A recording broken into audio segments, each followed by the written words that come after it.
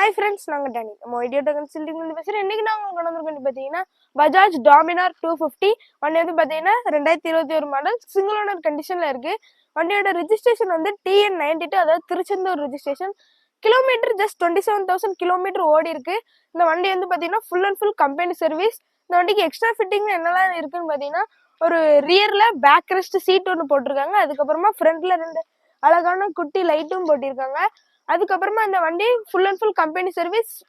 உங்களுக்கு எக்ஸ்ட்ரா கீயும் இருக்கு, ஃபைனான்ஸ் எதுவுமே கிடையாது. உங்களுக்கு வந்து ரெடி கேஷா எடுத்துட்டு போற வண்டி தான்.